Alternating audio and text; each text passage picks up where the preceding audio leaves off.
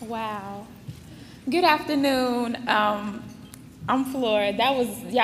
This has been such an amazing program thus far. Please give the youth another hand of applause. It is extremely difficult to get up here.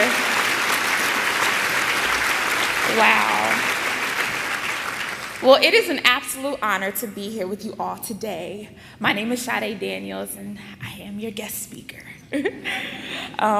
I've had the opportunity to speak with quite a few different organizations on how to more effectively work with youth, specifically in California. So it is most certainly an honor and privilege to be speaking for an organization that already knows how to work with youth effectively. So please give yourselves a round of applause for being here. I have a great deal of respect for Treehouse because I too understand the importance of an education. In my bio, it states that I am a recent college graduate. However, at the age of 15 and before then, I had no intention or belief that I'd ever graduate high school, let alone college. Now, don't get me wrong. When I say that I didn't really have any type of belief in my educational future, that doesn't mean I wasn't intelligent. I mean, I love to learn. As a young girl, I learned to read when I was 5. And since then, I just kind of took off with it. So that's been my thing since I was a little girl. In fact, I actually used books as an escape from living in poor communities in Oakland, California, in an abuse-filled home. And I ended up using reading and writing later on in my life to get through very traumatic experiences in foster care. So when I tell you that I had no belief in my educational goals, I don't think it actually meant that I wasn't smart, because I think I was all right. I was pretty smart. However, at that time, no one in my family had ever went to college, and they didn't support any type of academic attainment. In fact, no one in my community was that focused on their education either, so I figured, why should I be?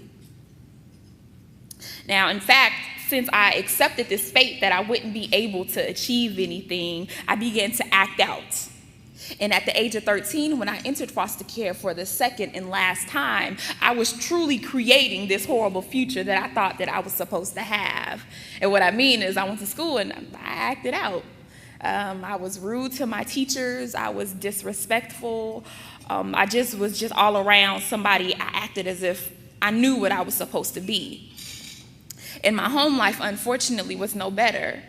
Being in foster care, my first placements were group homes, and I was moving literally from group home to group home. I fought with the girls there. My clothes were consistently stolen, and our group home had issues with keeping our refrigerator stocked. So that was always an issue. So when I say it was bad, I mean it was holistically bad on almost every level.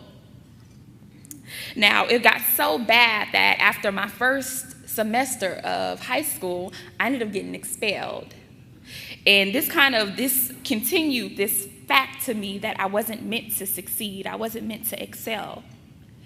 Mind you, even though I was doing so poorly in school, I was still fairly smart, to the point where even though I skipped classes continuously, when I was there and we tested, I tested at the same level as my other classmates or higher, especially in literature and English. So when I tell you I still learned, I still learned. The issue was that I felt like my mind was not being cultivated at school at all. There was no support at home, there was no support in my placements, and there was none at school. And because of this, it again furthered my belief that I wasn't meant to achieve and I wasn't meant to excel. It's very difficult to believe that things are possible, that you're able to excel when no one else around you is supporting that belief. And I'm a prime example of what happens when one doesn't have that type of support. Now, I was kicked out of school and I fought the case and I was reinstated. So, it was a good thing because they did let me back in. However, at about a week to 2 later, I ended up just completely dropping out. I figured, why am I playing these games? School is not that important to me. In fact, right now, I have to worry about my livelihood because my group home isn't providing my basic needs.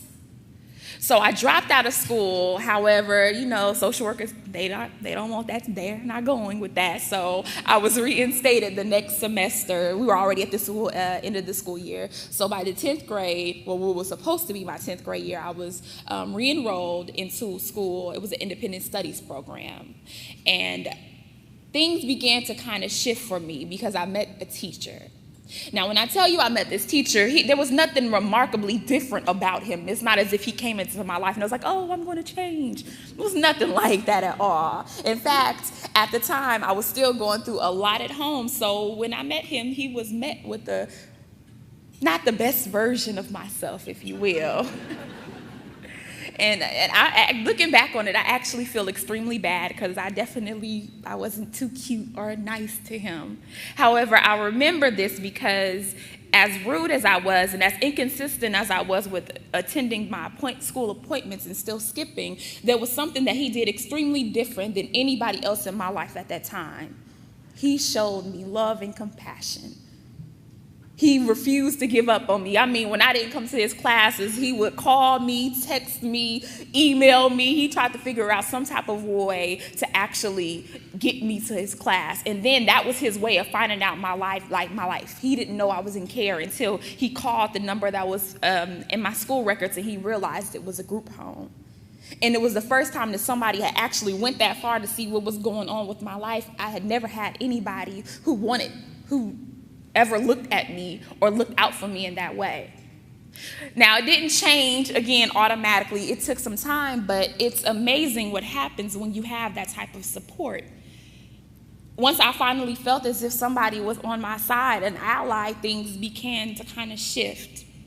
However, I want to kind of point out one other thing, because at the same time, regardless of being in school, there were still things in my life that were jeopardizing my livelihood. So it was so interesting who my teacher became to me. He was no longer just an educator in which he was being paid to do. Now, all of a sudden, he was an employment coach. He saw the issues of money having to provide for me, transportation and food, and he saw how my group home really wasn't doing a great job at that. So he helped me apply for jobs, fix up a resume, and obtain a worker's permit. And then when he seen there was other issues coming around, okay, I need a therapist, and I was not willing to go to therapy. Therapy was for